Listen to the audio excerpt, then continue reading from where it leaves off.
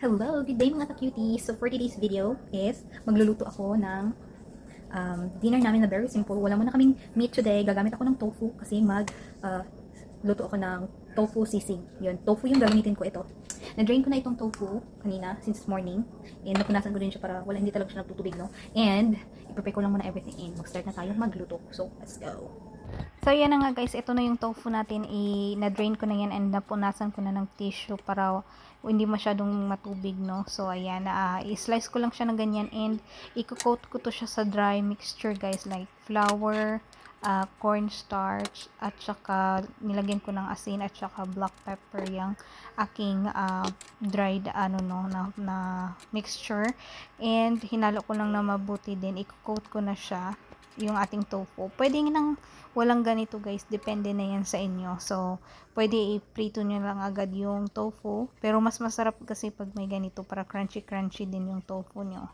So, ayan, kinote ko lang siya ng mabuti, and nagpainit na ako ng mantika.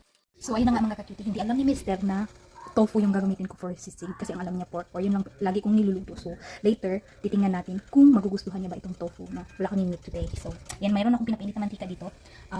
Pwede na to, isasalangan natin ang ating tofu. Yan, gusto ko mas malapit. Yan na mas, okay yan, yan. So, let's see later, and ipapacheck natin kung okay ba yung lasa.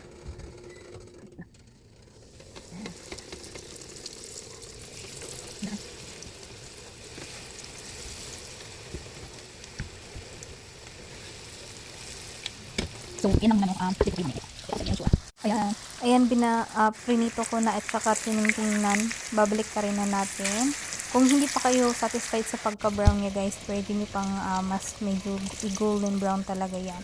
Ako, prinito ko siya ulit 2 beses para masarap talaga siya, or medyo crunchy. Tingnan nyo. Medyo crunchy and crispy siya guys. Pero malambot naman siya sa loob. Ayan, tamang-tama lang yun yung pagka-prito ko. Ganyan yun lang yung kalaki. Hiniwa ko siya or ginunting ko siya ng pa-cubes kasi mas madaling paggayat nito pag gunting ang gamitin. Ayan. 'Di ba? Napakadali kaysa yung kutsilyo. Ayan. And ito, nagtunaw na ako ng butter sa ating pan. Wala akong sizzling pan, ito lang yung ginamit ko ng stick na pan natin. Ayan. Nilagay ko na yung ating onion, garlic, and itong ating tofu. Naglagay ako ng konting asin, black pepper, konting MSG, and hinalo ko na siya ng mabuti, no? And by the way guys, optional, pwede kayong maglagay ng liquid seasoning. This is the first time na gagamit ako ng liquid seasoning. Dito lang naman sa tofu. Itatry natin kung lalo ba siyang sasarap. Ayan, naglagay na pala ako dyan ng isang egg, then yung mayonnaise. Any mayonnaise na brand will do guys. Ayan.